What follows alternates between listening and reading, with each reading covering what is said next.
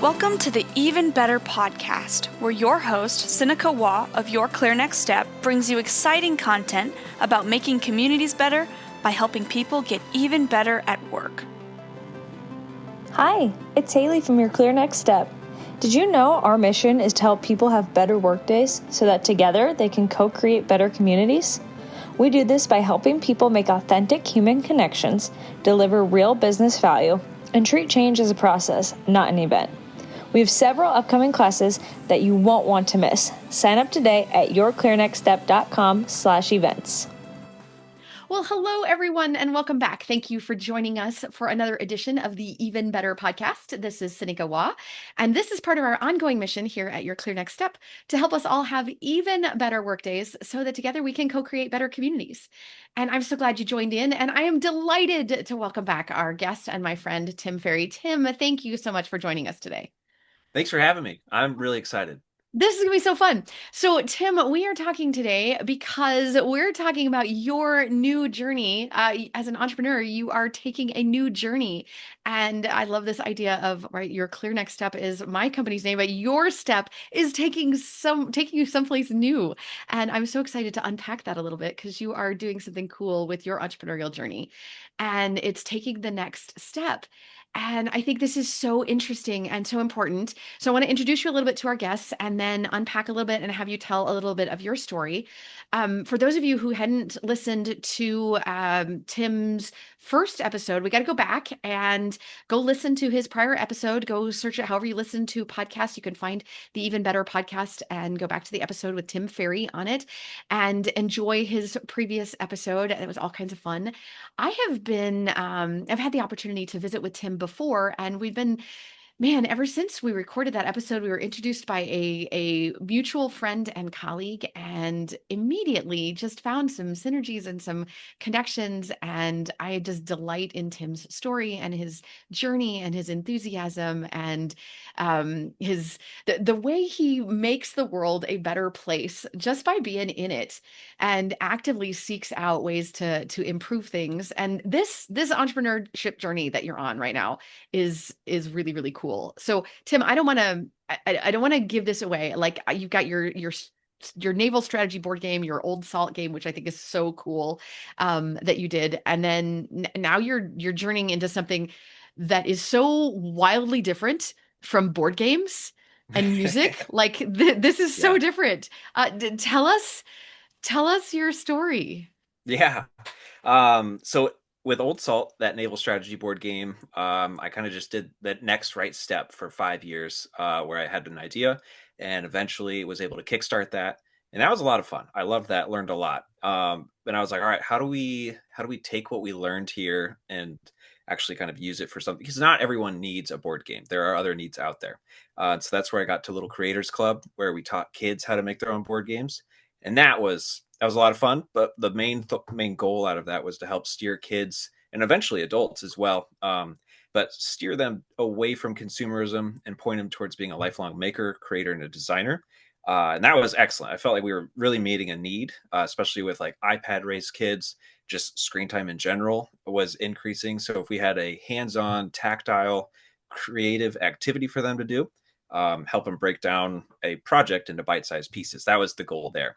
So then after that, that was moderately successful. We had to do a ton of pivots, which me and you have talked about before, but basically had to go from, I think we pivoted about 30, 40 more times or so, but just constant change to see how we can adapt the program, the concept to meet the need and what people are willing to pay. Just as a quick example, like we started with an 8-week after school club, which we ran in multiple districts around Des Moines Metro. And by the end of it, we had a 2-hour kind of express program that we ran in libraries. So completely different audience where we went from after school clubs to that, but a lot of pivots. And so now I was like, all right, our next chapter, what is kind of a big need that you see? And I saw a lot of people that are just not healthy.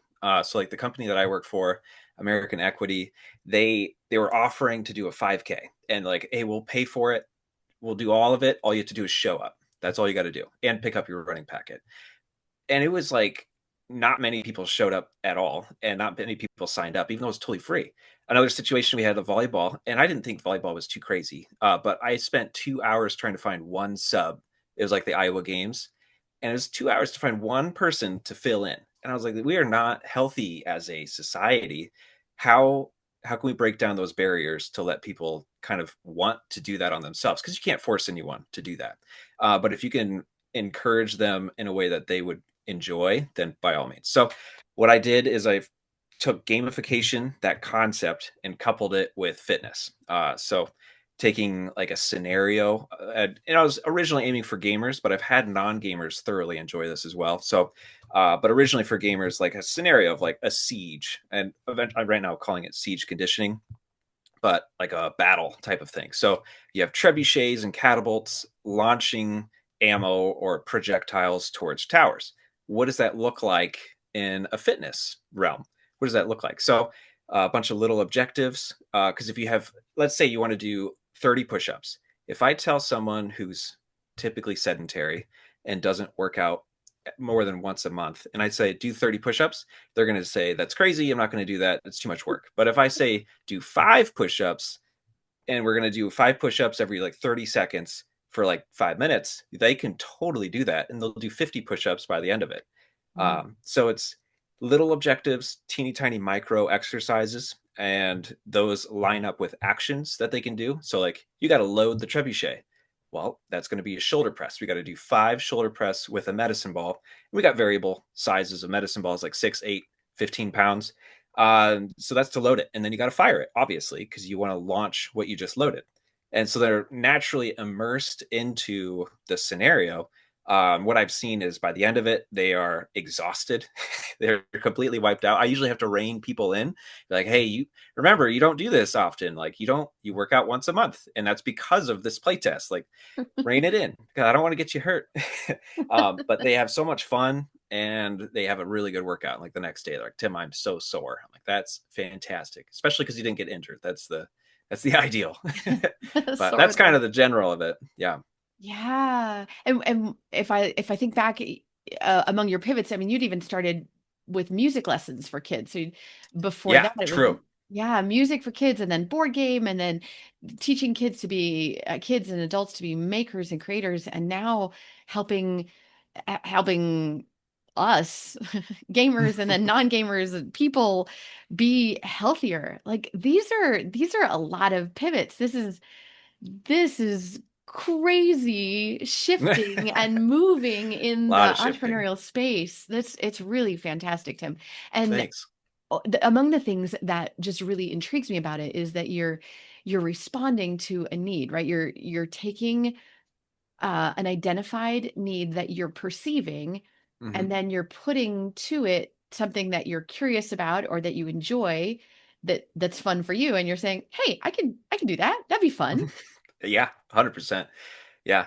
And the goal is just like, how do we help people reduce those barriers? So, like, a lot of people, they don't have fun when they work out. The most fun part of their workout, like, because I go in the mornings a lot, just because I got kids, I can't go after work. So I have to go in the morning. And a lot of times, the most fun I'll see people doing is just choosing their music.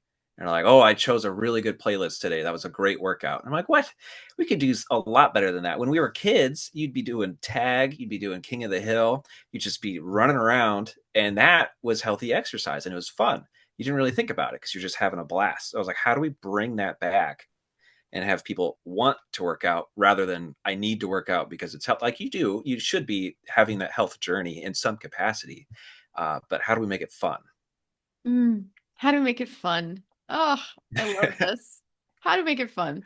Okay, so as we think about this, so the people who are listening to this, I imagine everybody now who started listening is hooked, because those who are in fitness are like, well, fitness is fun for me, and so now they're just intrigued because you're talking fitness, and they're paying attention. And those of us who are like, yeah, fitness isn't really my language, but you said you can make it fun, so I'm curious. Yeah. You got us all hooked now. So talk to us about playtesters who've been through this experience. So you've has someone been through this fitness journey that you're taking them through with this game? Do you just do it once? Like how does this work? That's a great question. So originally I had a pool of about 30 people that I reached out to and was like, hey, this Saturday, couple Saturdays from now, I'm going to be doing a test where I'm doing this little scenario. And I didn't, I probably should have given them more information, but just kind of left it as is. And so a lot of them came thinking it was a game, like no fitness. So they had to like go back and change shoes real quick. That was kind of my brother-in-law. He had to do that. He was going to go to my play test and they were like, are you going to work out in that? And because I was already setting up, and he's like, what are you talking about? It's just downstairs, right? And they're like, no, it's at the park. You got to go. And he's like, oh, I don't have the right shoes. So he swapped out.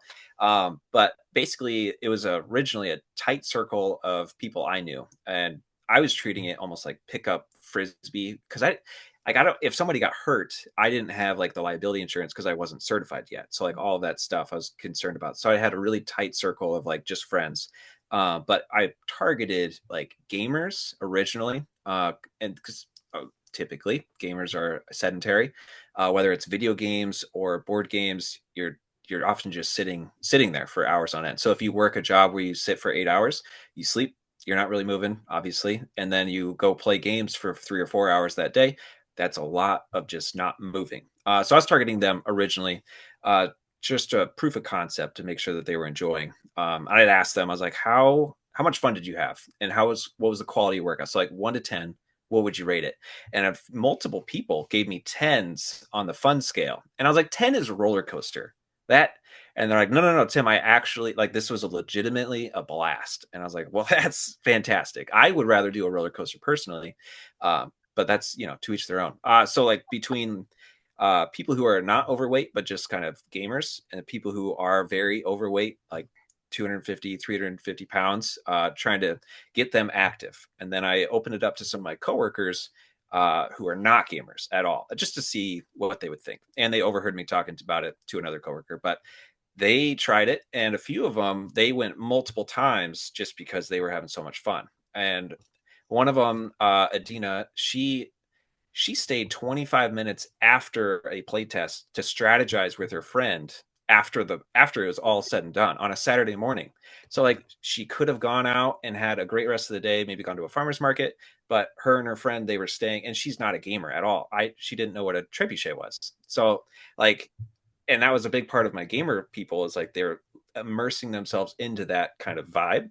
But Adina was having such a good time with like just the change up of it. It's so different than, okay, we're going to do 10 bicep curls and we're going to do 10 tricep curls or tricep press, but it was completely different than all of that. It was a good spin.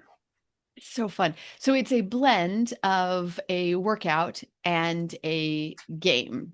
Mm-hmm. Yep. Yes. You have a scenario that's broken into objectives. So like you have to do this to load up the trebuchet, or you got to arm yourself with an arrow for like, you got to knock an arrow as like a bowman. And then from there you got to loose it. So each little action that you do is an exercise.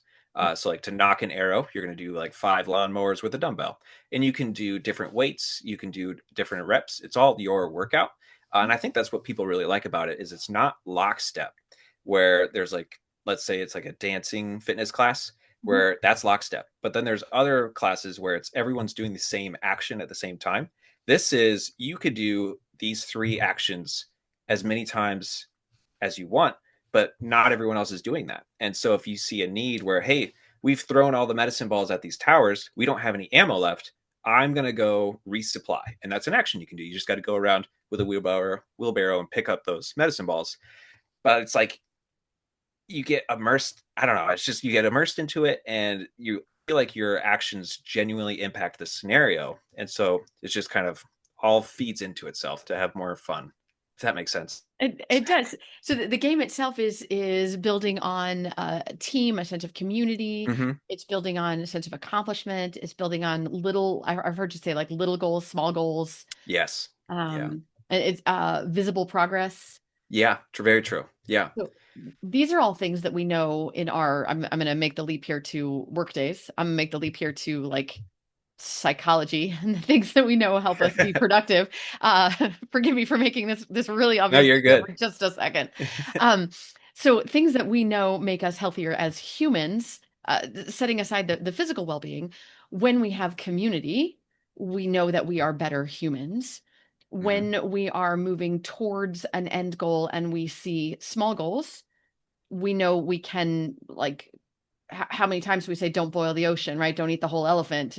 Like, those expressions exist for a reason, because Definitely. sometimes that big goal is too hard. We got to break it into small goals. And we also have to see measurable progress. So psychologically, you're doing something that's really, really powerful here. This is Yeah, this is all good stuff. completely. Yeah, I think a lot of that was the gamification elements of like, how do we have competitive, so like a team versus team, and cooperative, where it's like I'm working with other players. I don't want to let them down. I had a couple of playtesters actually get a little upset because they thought that because they had to rest, they were letting their team down. And it was a nice moment for everyone because I got to explain, like, this is a very safe environment. Like, we're all just trying to focus on our workout. The scenario is technically secondary. Like, I'd rather have a safe, good workout, because if you're pushing yourself past your limit, it's not safe. So I'd rather a safe, good workout than a scenario where you win. And so that was a nice conversation with them. But yeah, those micro objectives, competitive with like team versus team. So it's not just like it's only me, and if I fail, I failed. It's like we collectively just didn't rise up to the occasion, which is more acceptable. And then yeah. Okay, yeah. Okay, two other important things. Let's pursue those for a second. Let's talk about competitive, Yeah. and there, some of us have a competitive nature, and some of us less so, right? Some are more competitive than others. That's natural. How does that work in this amazing thing that you've designed here, this program that you've designed? How does that competition work? Yeah, so each team will try to either prevent the other team from getting points or earn points. So like that's the trebuchets and the towers. Yep, So the trebuchets, they get points for every tower they destroy. yep, So the other team, the tower team, they're trying to almost like sabotage the trebuchet team, so like destroy their trebuchets, slow them down, make it harder for them to load their cannons, not cannons, but their trebuchets. And so it's so then each round we see how many points one person got. But if someone's not a fan of competition, they can focus on how do I support my team and have a support role, or like a collaborative of like, all right, you're doing this, I'm going to go fill this need, and kind of focus on that side. And then if someone is competitive, they can be like, all right, I really want to sabotage that team so that we win. So like I think both sides work really well. It just depends on how you're looking at it. okay. And so again, making that leap and drawing that connection to our work days, finding ways, and our lives in general, finding ways that we can help those who are naturally inspired by that sense of competition, by that competitive drive. I mean, how many of us as parents have looked at, I, my gosh, I know I fell prey when I was a kid to the who can pull the biggest weed competition in our front yard. I know for sure I was in that one, or who can fill the bag the fastest with the leaves. I know for sure I fell victim to that game, that competition. Oh, so how many, right, the gamification of that. And then in our, so, but then you also talked about rest. Yeah, Talked about critical. rest. Critical, Yeah. especially for someone who, like, their first playtest, they hadn't worked out all year, if not longer. So making sure that the body is able to rest and recover, a healthy warm up and a cool down. I didn't know this until I was kind of studying for my certification, but if you go from like a full sprint, like 100% effort to immediate stop, and you don't do a cool down, you can actually, your heart can overshoot, and your arms can go numb, and you can kind of have like a hypo situation where your arms go numb, and you can kind of do damage because your heart was still going at that rate, but you never let it cool down, and you didn't need all of that blood and all of that stuff going on. So making sure your body rests correctly and kind of ramps up and ramps down adequately is very important. So like a 1 to 2 ratio if you're doing intervals. So like 1 work and then 2 rest. So like 30 seconds of work, 1 minute of rest. And then I always just tell my guys and the women as well who attend, it's like, just if you are at max and we're cooling down and our break is over, just keep doing that break, because I'd rather you kind of do this correctly and safely. And it's something to look forward to as well. So the people who are really fit, they almost feel like the heroes of the battlefield. And it's something for the people who are lower on the fitness kind of totem pole, or like earlier in the journey, something for you to look forward to. That's how I see it, almost like a level. So like, you're a level 1, this guy's a level 7. You obviously are not going to keep up with a level 7, but you can work towards level 7, eventually be level 2, and you can do more effort and do more work. Yeah. Nice. And honoring different people. I like the way you bring that idea of honoring our differences, that it's okay that I'm a level 1 and you're a level 7 because you've been doing different Oh, things in 100%. life to get you to a level 7. Yeah. Yeah, honoring those differences, and it's a sort of judgment free in that space because we each bring something. 100%. Yeah. Yeah. Yeah. And that's like, it's not all about winning. So far, my whole community that I've got about 60 people now that I invite to each playtest. Everyone's on the same page of like, we're here to have fun working out.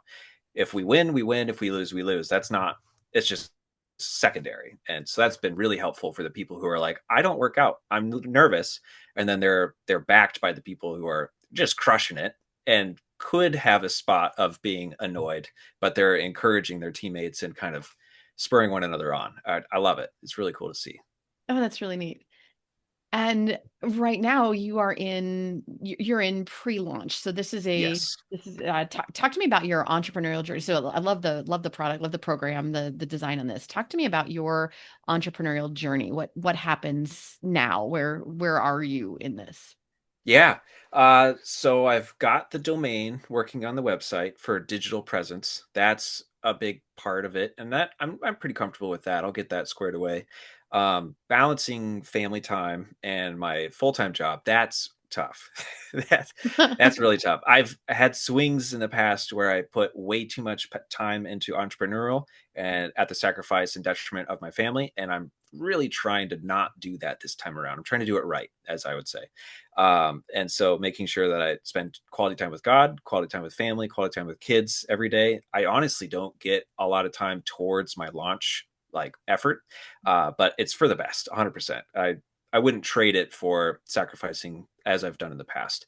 Um, but digital presence, that's big. Word of mouth is huge. I just bought a bunch of business cards, so the next time I see all these guys, I'm going to give them business cards, be like, hey, if you meet or know anyone who you think might be interested, now that I'm certified and I have insurance, we're golden to open this up to a lot more people. So that'll be a big part, is just kind of word of mouth expansion. Equipment is a big part. Dropped a pretty penny over Black Friday sales getting new equipment, making sure that it's going to last and is going to look good and not just kind of be good for a couple of sessions and then peter out and be a waste of trash. Those are like the big three. Locations are huge. That's my biggest roadblock right now, is like finding a location for winter, because before it was like a park and it was free because I wasn't charging anyone, but now I'm going to start getting paid, so we got to have those agreements and work with the government, Parks and Rec, and all that. There's a lot of new territory. Eventually in May, I want to do a Kickstarter as a clear call to action, so then ramping up reviewers as people who have done the program and can testify to it, almost like an endorsement.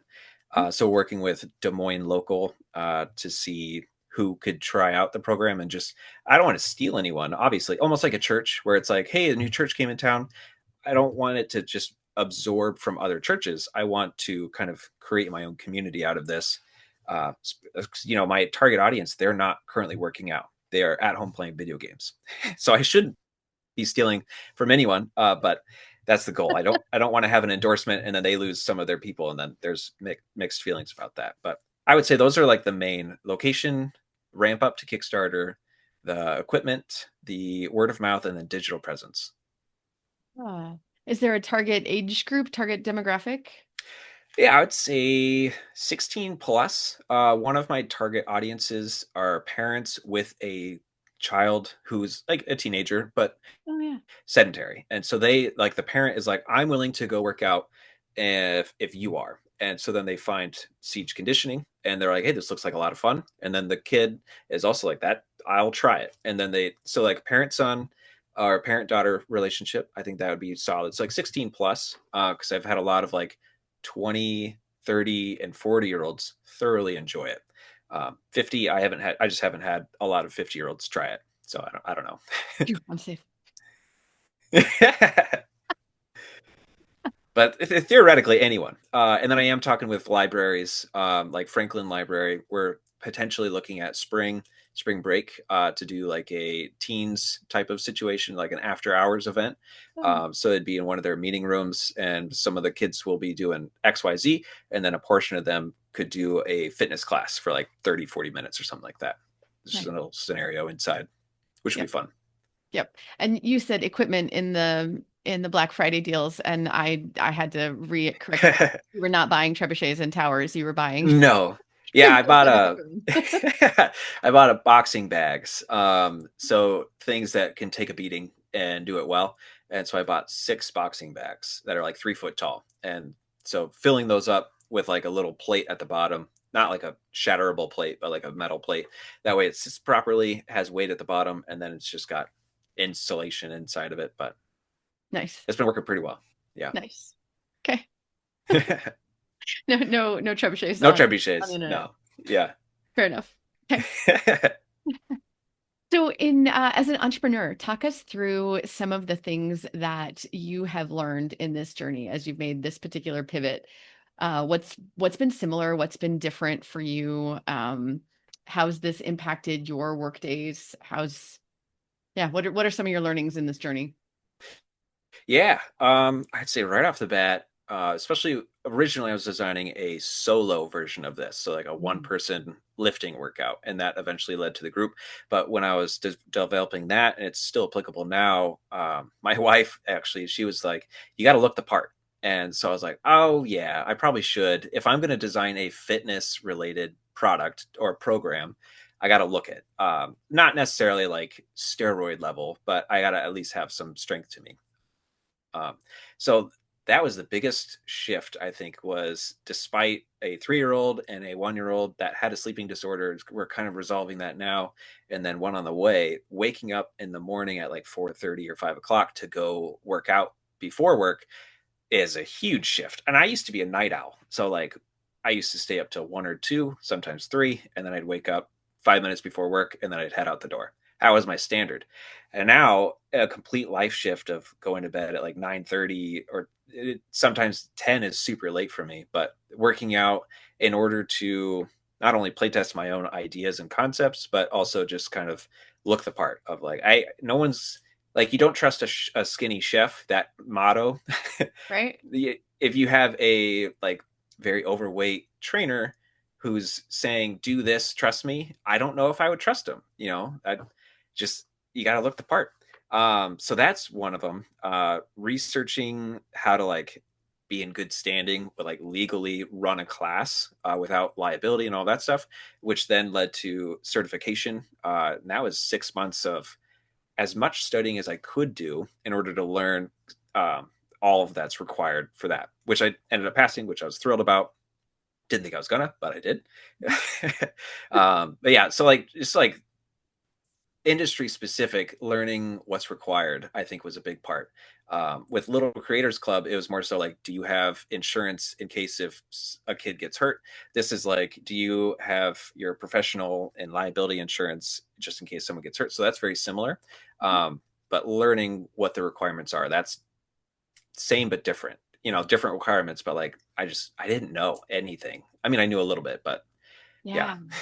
Okay, so this makes me want to ask two other questions. One of them is, first off, did you have any, like, in the fitness industry? Do you have an in here? Do you have a background in there? What on earth sparked you into the fitness industry?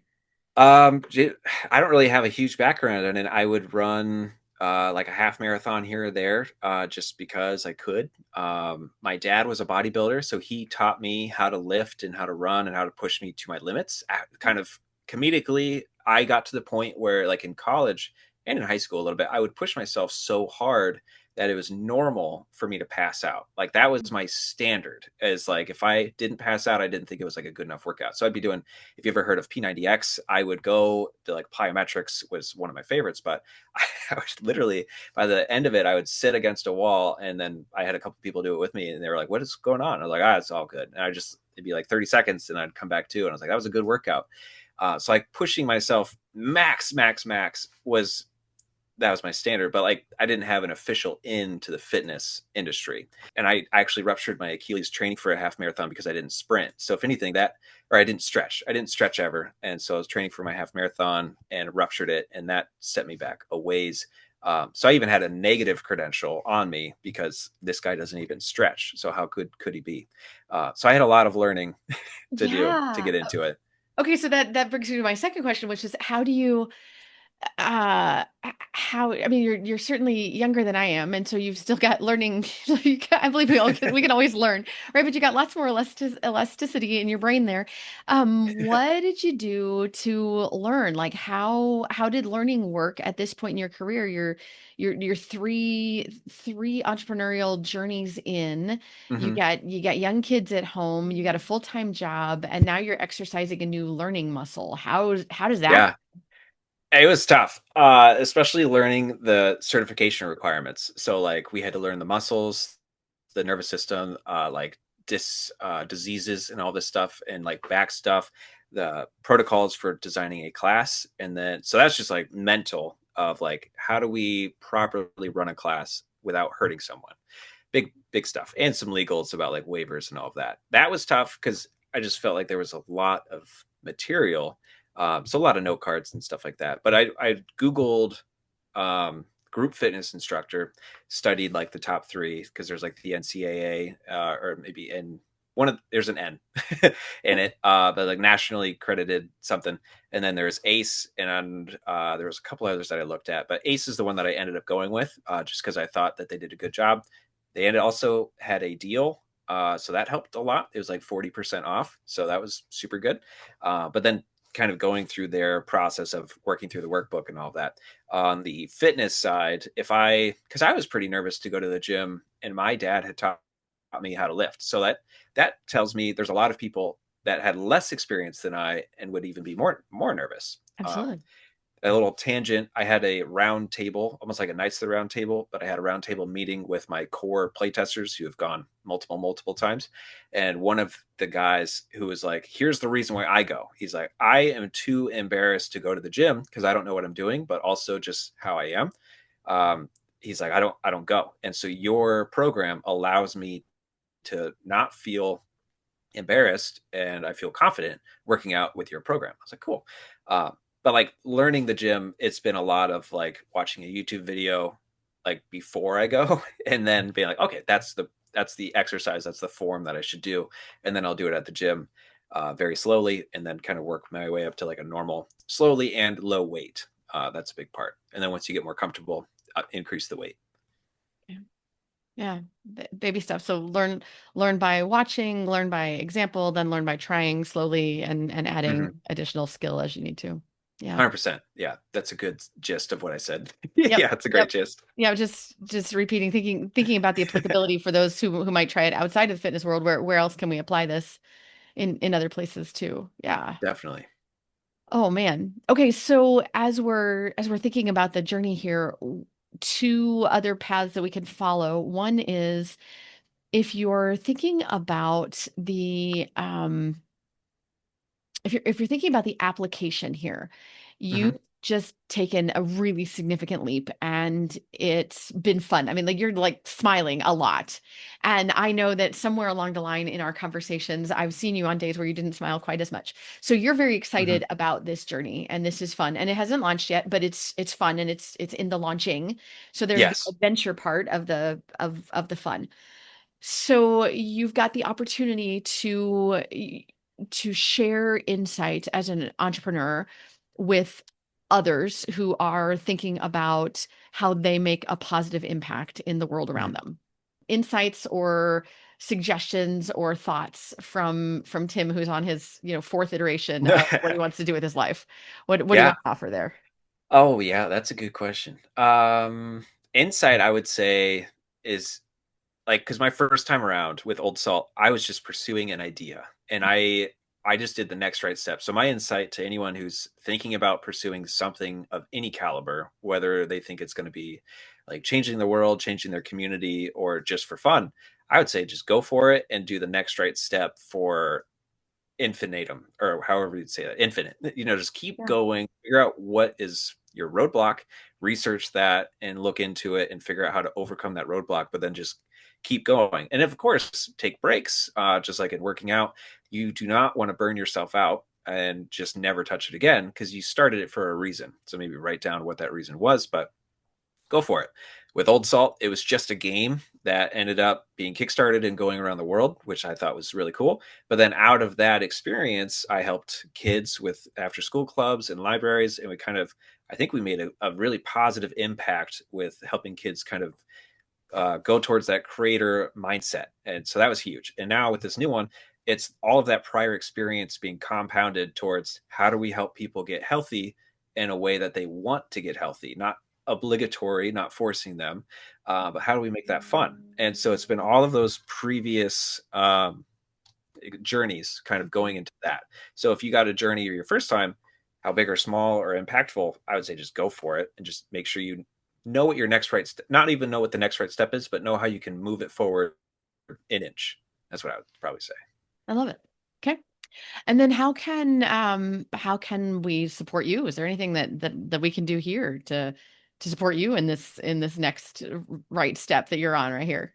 Yeah, if you know anyone who might be interested in this, send them to either siegeconditioning.com or neverboardgames.com. That's my website.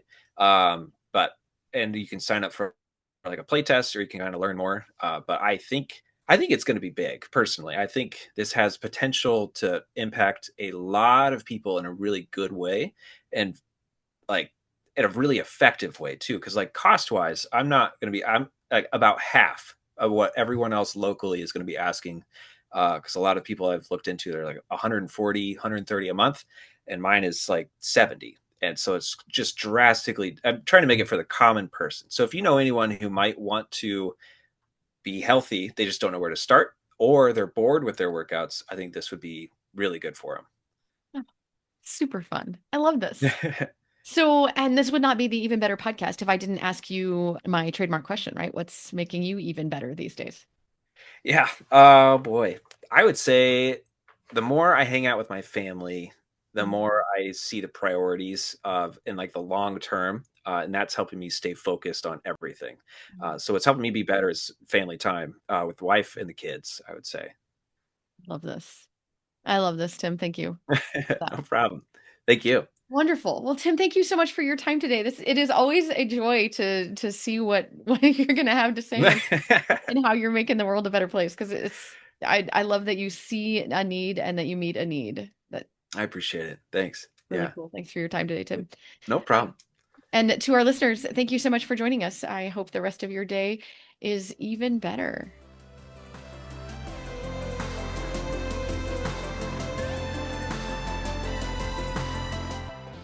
Thank you for tuning in today. The Even Better podcast will be back with more content soon. But in the meantime, subscribe to our podcast or check out our website at yourclearnextstep.com for more information. See you next episode.